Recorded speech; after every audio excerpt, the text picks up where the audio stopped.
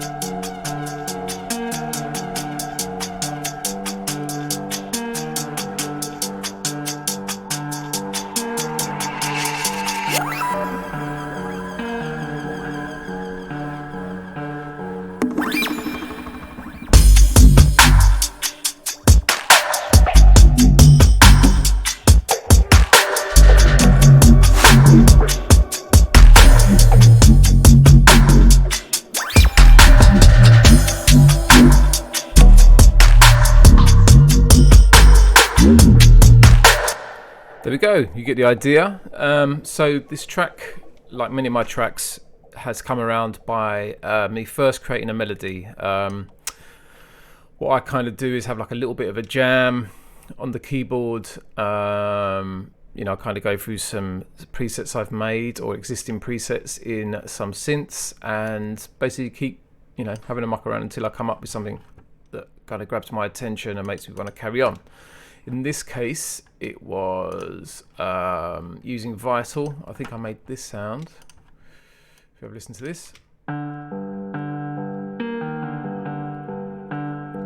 I think this melody may have even just come into my head. Sometimes I get melodies come into my head and I actually record me either humming them or whistling them into my phone so I don't forget them, which sounds crazy. So yeah, imagine me losing my phone and someone is able to unlock it and basically hears hours of me whistling melody ideas.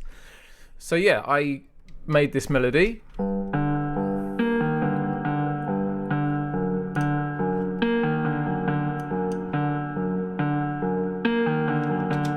using a patch I made in Vital. I mean, this kind of gave me, kind of had this kind of like, you know, like Middle Eastern feel. So then that kind of set the tone. I kind of thought, right, well, I want some kind of percussion that leans towards that, like some bongo drums, some shakers and stuff. And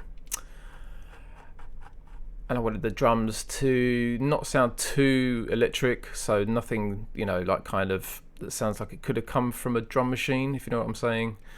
So anyway, to help this move forward, this melody, I think I actually did an additional layer for this. Let's have a listen.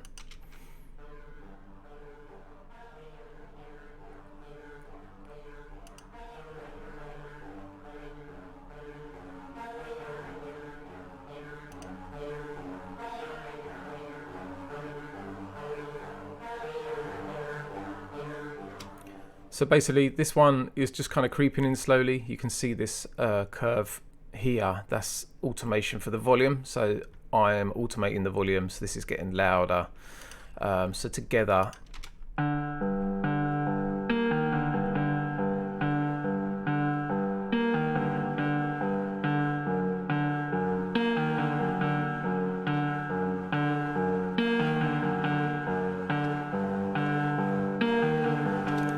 it's just kind of adding something to that sound, making it a bit thicker, also giving it a bit of width by the sounds of it. In the intro, what else have I got? Oh, we've got this little lead in bass sound. This this one.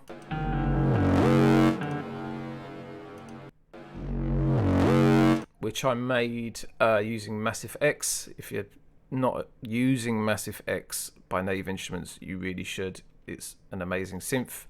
I've actually got a preset pack available for that. If you go over to my Bandcamp page, I'll put a link in the bio. Not in the bio, what am I talking about? I'm not on Instagram. A link in the description. There's also a little synth that comes in.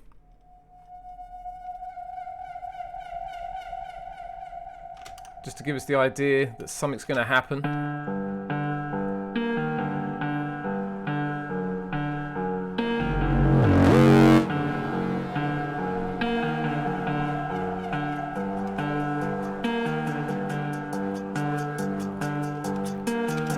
I've got these lovely, this lovely kind of hat and percussion loop coming in as well. Again, I've automated that, so it's just kind of creeping in rather than just coming straight in. I thought it might be a bit too like abrupt, and the way I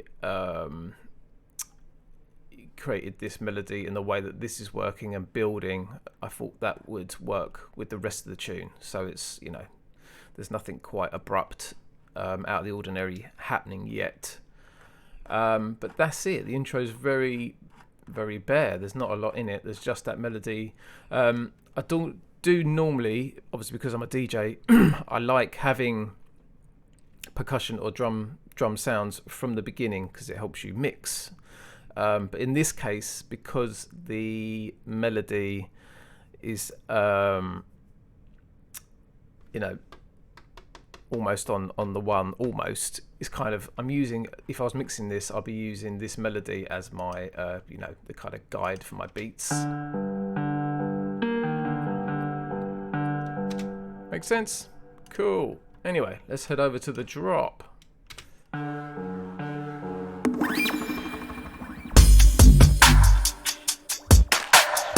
Right, so a couple of things happened before that. I've got these crazy kind of dubbed out blips.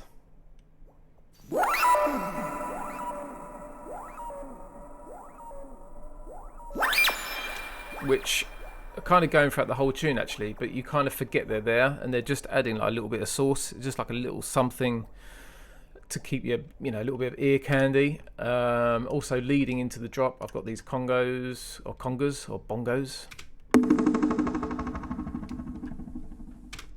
So that just leads us into the drop.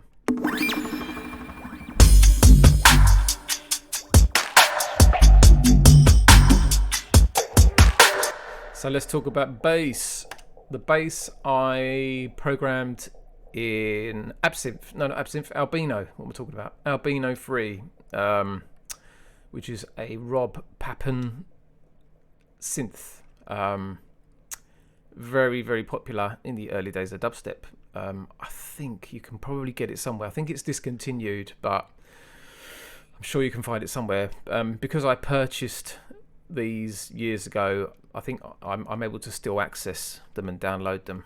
So I'm quite lucky. But yeah, so let's have a listen to this bass.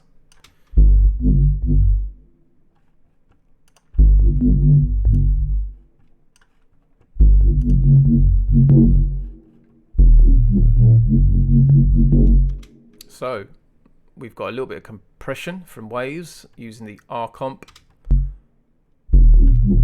Not a lot there. A little bit of EQ.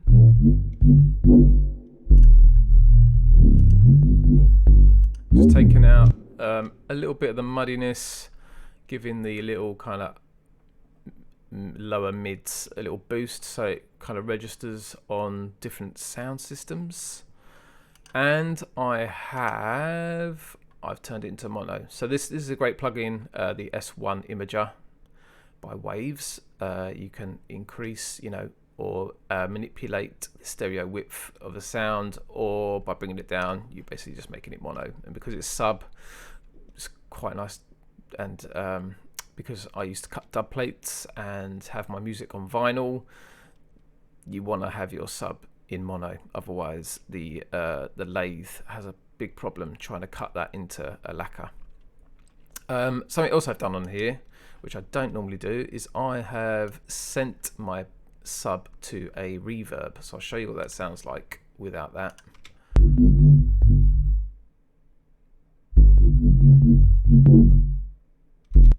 Right, and now with it, just to show you why.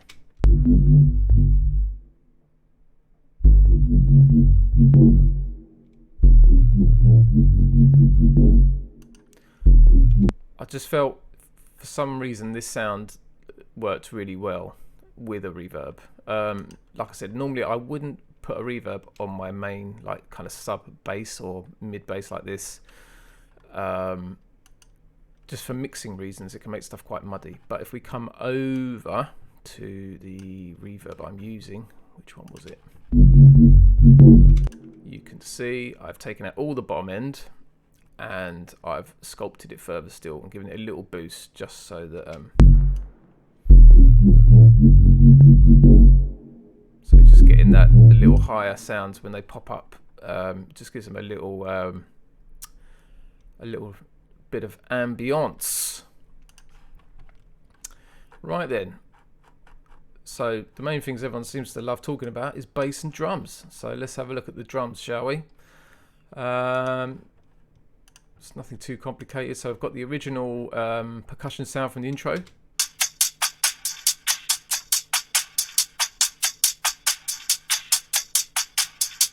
Cool, feeling that. I've just rolled off everything below, starting from about 1K, and I've put this amazing, another Waves plugin. I'm a big fan of Waves, by the way, but I've been using Waves for like almost 20 years, so I know a lot of these plugins inside out.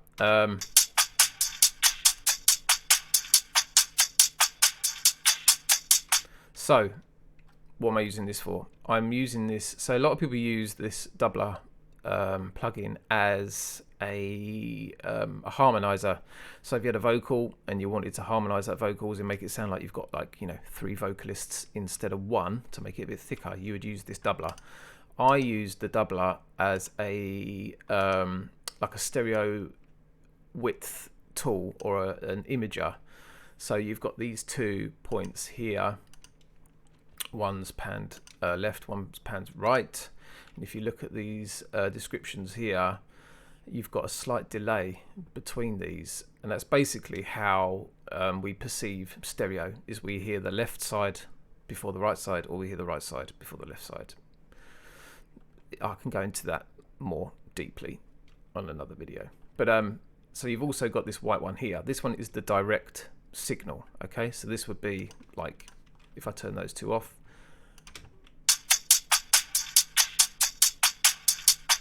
So that is down the center. Okay, if I turn these back on and I turn the direct one off, you'll just hear the left and right signal now.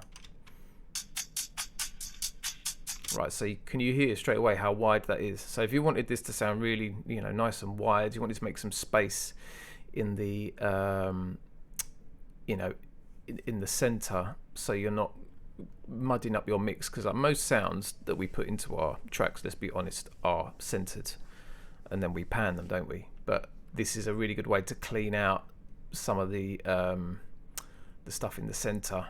A bit like using mid-side EQ, but in this way you can basically bypass the center information. So it's really subtle, but altogether does a really nice job.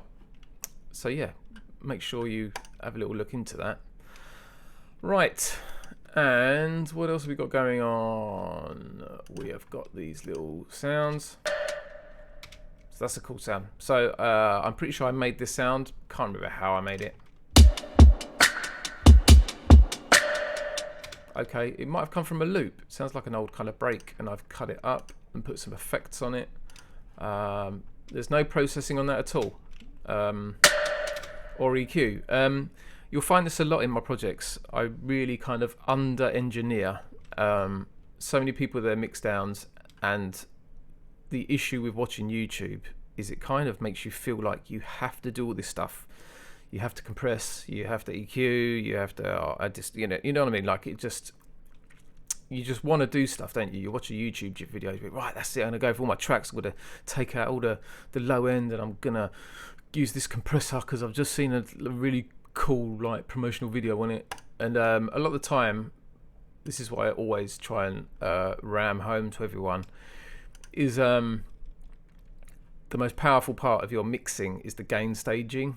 So once you get your levels right, then basically all the other processing is just to further help the mix sound clean and to fix any problems. Right, what else we got?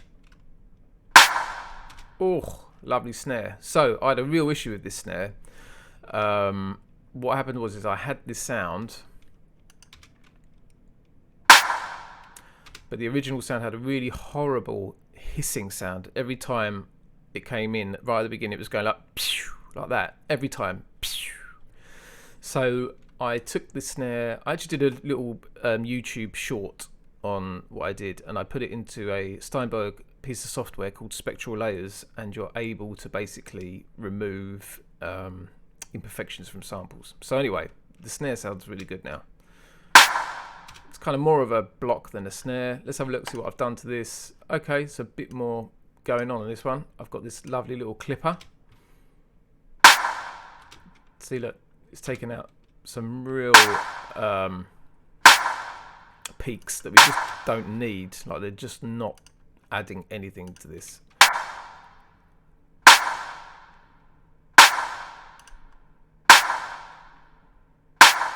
See what I mean? I just turned it on and off. Another great plugin by Waves called Smack. This is like a transient designer. Let's have a listen to this before.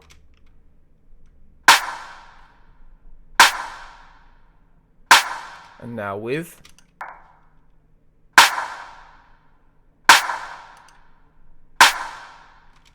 It's subtle, but what it's doing is just giving it that little bit extra snap that I'm looking for. I sometimes try and get that from compression, but I find a transient designer does a much better job. Some furthermore EQ. I just removed some of the what I would have thought at the time was harshness in this sound. I'm adding a little distortion. This is a free distortion, a free tape model. It's amazing. Yeah, it's just called Chow tape model. Go and look this up. It's great, really, really good. And then I put another clipper on it because I've added distortion, and I've put another, I put my transient designer on there. So I'm basically going to be, so I've kind of cut a peak off. I'm adding a bit more of that snap back and distortion, and now I'm taking a bit more of the snaps off.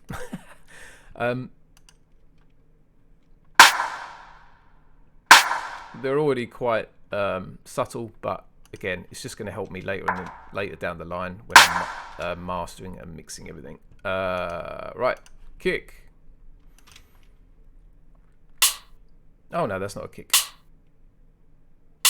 Oh, so that's on top of our snare. Let's have a little listen. There you are. It's just adding something in the top, some little top frequencies. Right, and now we've got the kick. It's quite a dirty kick actually. It's very bitty. It's got a bit of some imperfections in it, but it works. This sometimes happens. You pick a kick, you're having your tune, you get used to that kick, and you just can't get rid of it. Sometimes that happens to me, and then I spend hours trying to find a replacement kick, and I can't. And I think, well, there's nothing really wrong with it. I can just hear a little fuzziness. But most of the time, you can only hear that when you're listening to sounds like this, when they're soloed, which you don't. No one hears your tune with these sounds soloed.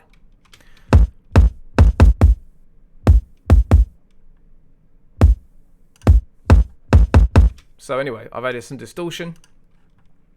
This is just a stock plugin from Cubase. I used this to take away some of the noise, because obviously there was some noise in it. Oh, there you go. So if we take this, another Waves plugin, the X noise, this removes any noise or, I don't know, hissing you might not like. So let's have a listen. That's without it. With. So it's just taking a little bit of that hissiness out of the top of the kick. like this plugin very much. Just giving it a little bit of punch in the top end register. So there's some real low frequencies in this kick. I remember now taking them out. Another G clip. This is a free plugin, by the way. Doesn't look like that's actually doing anything now.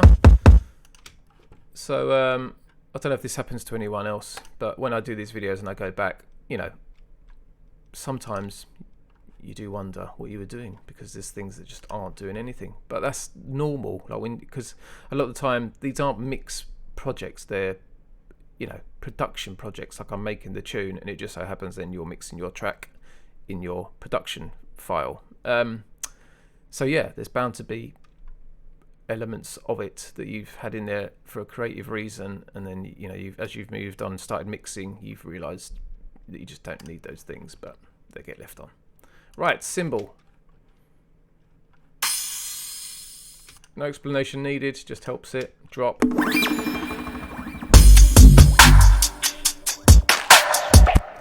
Little shaker sound.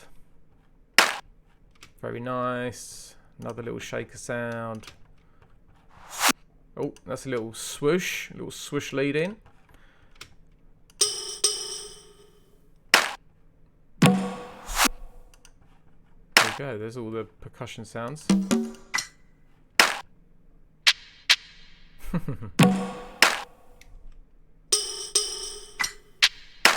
There you go. So that's basically all of my drums. There aren't that many really, and they're quite let's get rid of that. They're quite sparse. So there's not, I mean, basically these are my drums. I mean, there might be about 10 channels there. Sometimes I'll have a lot less, but like I said, because of the style of this track, I thought it lent itself to being quite percussion heavy. It sounded a bit more earthy.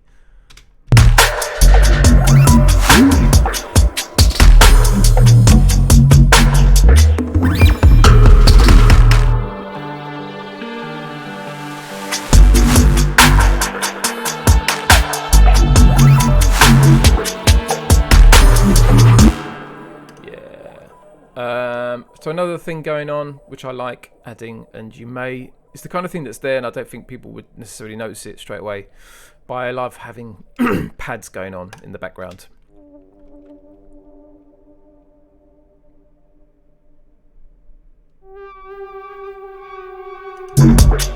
Oh, I just love that sound. I made that sound using Massive X. Again, you just need to check that synth out. It's amazing by Native Instruments. So there's no processing on that, but this is bounced audio. So I would have made this using, you know, the synth and MIDI, and then I've just bounced it as audio. Cubase has a great function. So if you had some MIDI, say like this, what is this? Oh, these are like the little blips. Here you go. You can just come over to edit and render in place. Bang. There you go. And now you have it as audio. So you can do what you like with it now. You could reverse it. There you go. Let's unmute that. And let's delete this channel. Don't need that anymore. Okay, so anyway. If I play you this without that atmosphere in it, it's a bit dry.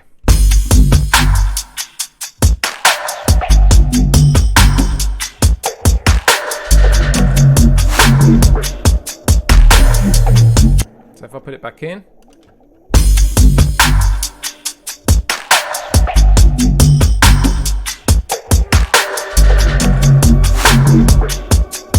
So basically, these things are just setting a tone. Do you see what I mean? The kind of, I love making tunes that give you a, they put you in a different space, they put you in a different world, and take you on a journey, and that's what I want. And all these little bits with like pads and these crazy little, you know, atmospheres really help get that across. What else we got? Just a little bit of ear candy. I've bounced and made this kind of like snare delay.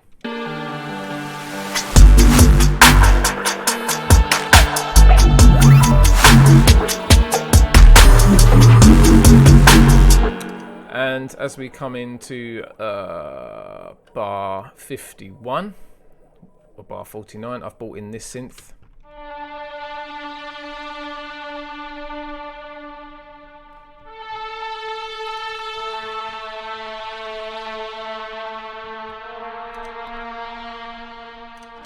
So again, we've got another kind of stereo imaging plugin by Waves. This one's called the PS22. Very good. Yeah, so again, this is just helping the track move along. If I didn't have this happening now, we'd be getting quite bored by now.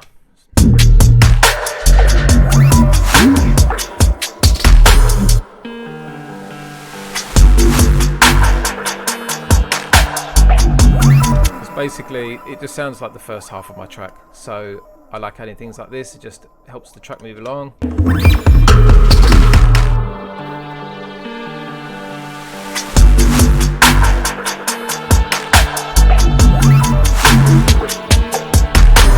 And something else I've done, just for a little bit of variation and ear candy, is I've just picked up the odd note from the bass line and layered it with another bass note.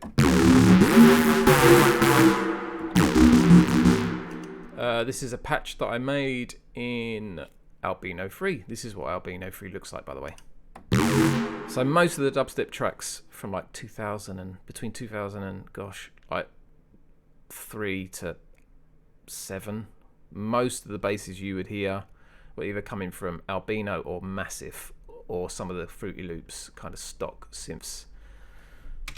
I know, like Benga and Scream used to use Albino, and so did I, pretty much for everything. I used to use Albino, and there was a free synth called Crystal, which I might do a video just on that to show you how I used to use that. So anyway, that's just picking out the odd little note from the sub. So let's have a listen, see what it's doing. Here we go.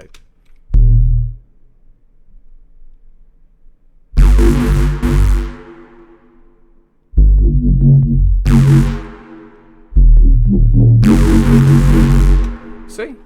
It's just helping it, just making it more interesting. Otherwise, it's just the same bass.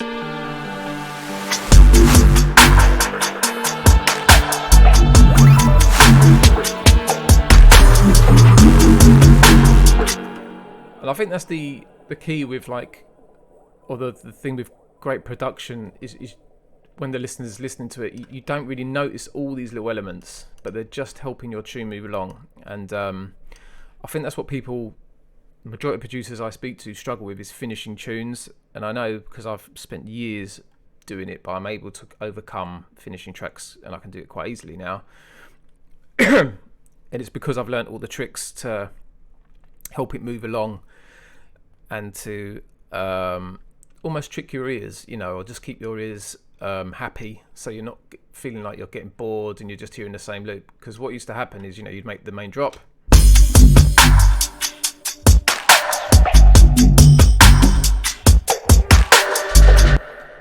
and what would happen is you maybe stretch that out to 16 bars, and you're like, right, so now what do I do? And then that's when people get stuck, because they can't think of how to basically progress the track without having to write, you know, so much more extra stuff or do a ton more sound design. You've done the hard work, you know. It's about embellishing that idea and keeping the listener entertained. Because I'm not really changing anything that much. I'm using the same bass pattern, same drums. It's just all these tiny little subtle additions that are helping the track move along. So we've got another little synth sound coming in here.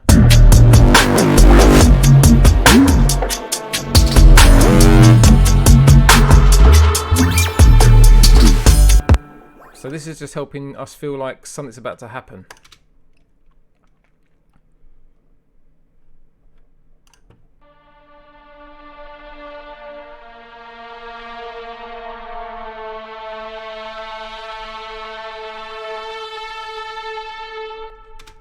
There you go. It's almost like a lead-in. Just what I mean? It's like almost like these things are, they're almost tricking you, like something's going to happen, something's going to happen.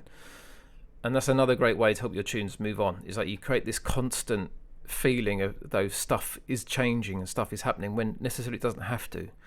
I have this great, it's like a little saying that I've coined, yeah, which is like, what is it?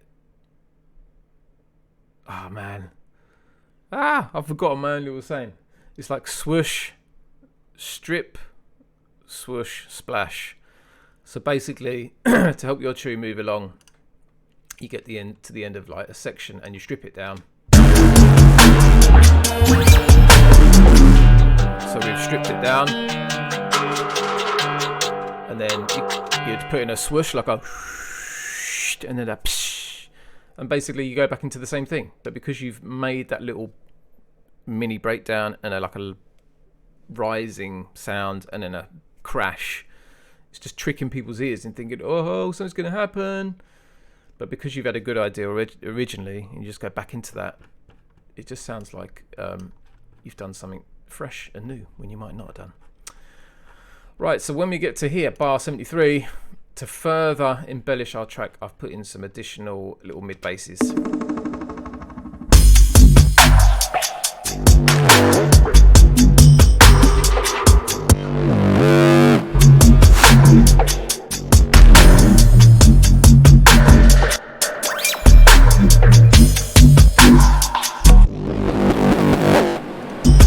So again, it's just to help the tune move along. I think they had a real nice, like an additional element to the tune, and they sound good as well. These were made from Massive X again, and I've just bounced them. What I tend to do, let me see if this might actually be it. I might have muted it. Oh no. So anyway, let's say this is your sound. You know, you might bounce that sound and then make a slight alteration. And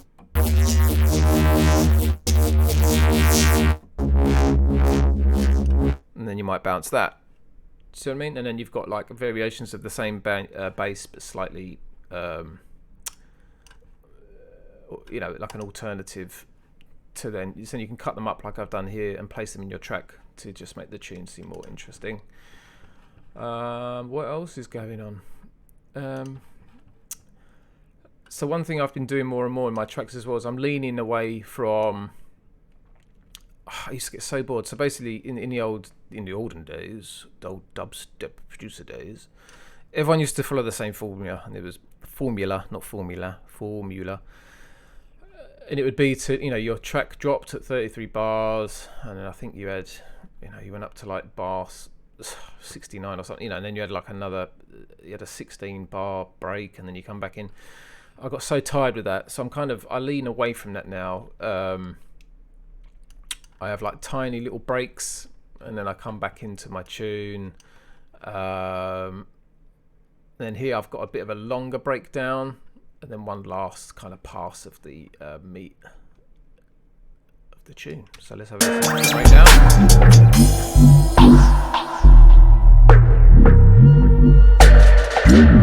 And also these parts of the tracks are perfect for you, you know, to start mixing in the next track. So I do keep that in mind as well. Otherwise, I wouldn't have any breakdowns. You'd just keep it going and going.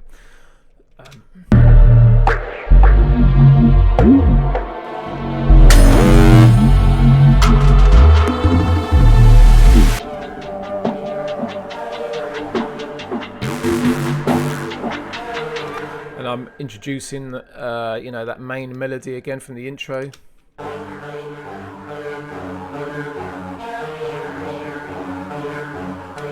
So what I find really cool about making these melodies as well is it does, like I said in the beginning of this video, it does set the tone for the whole tune.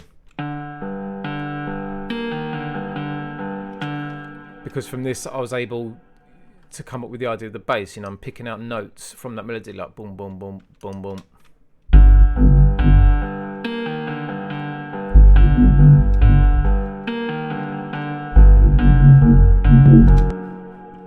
So it's cool to have these elements coming in and out of your tune, and that's why if you do come up with these and they're quite strong, this is like quite a strong melody, then you kind of want to bring it in and out. And it's great for like breakdowns and things like this. So yeah, I've not got like an even amount of space even in my breakdown.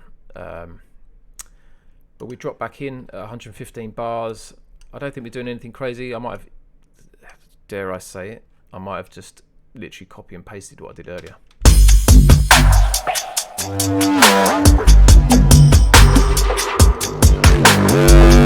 So literally the only difference is it's the same as this.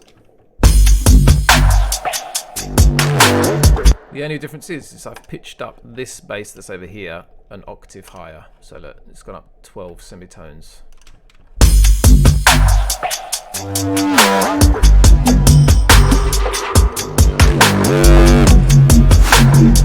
That's the only difference. So that's pretty much all the elements of my tune. The intro is not going to be anything crazy. Did I say intro or outro?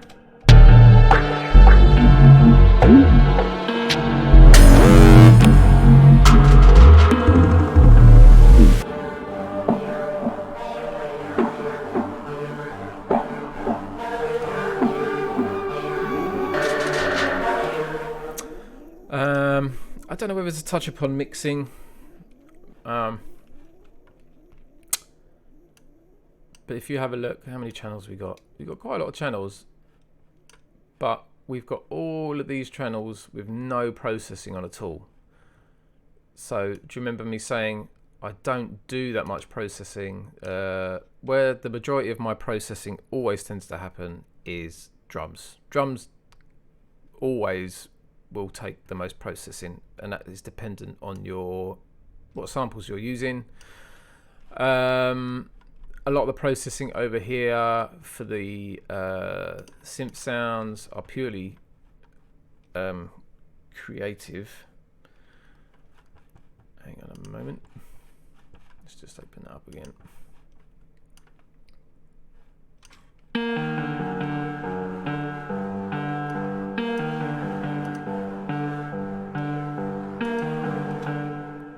They're just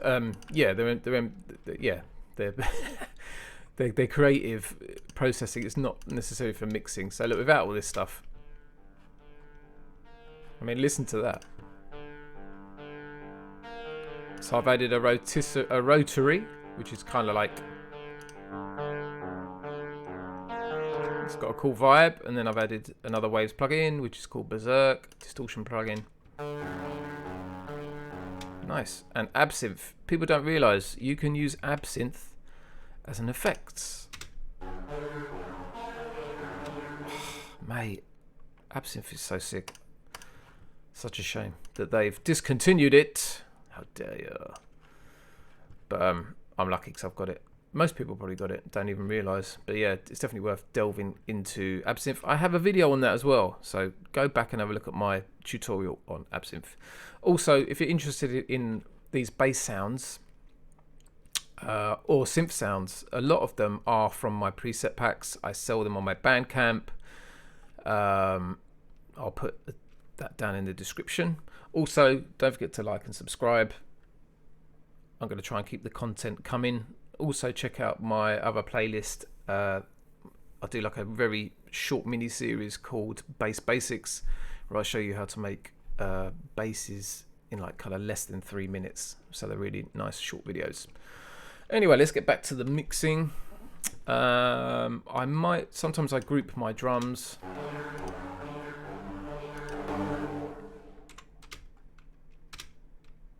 Oh, hang on, sorry.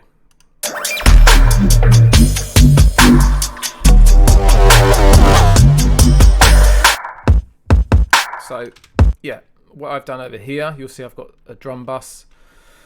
What I tend to do with my drum bus is I just send the key elements of my drum pattern over here.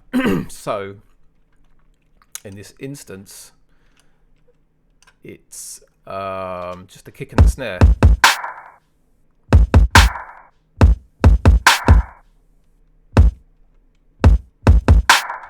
So basically, what am I doing on my drum bus? I am compressing. So it's basically just to better control the kick and the snare. I've got another one of these smacks.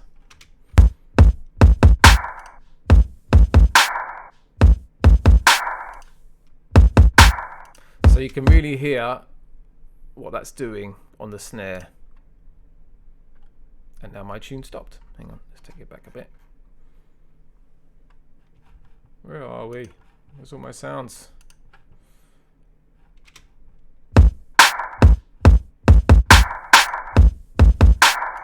Like I said, this is a transient designer called Smack. It's really good. And then I've got a standard clip.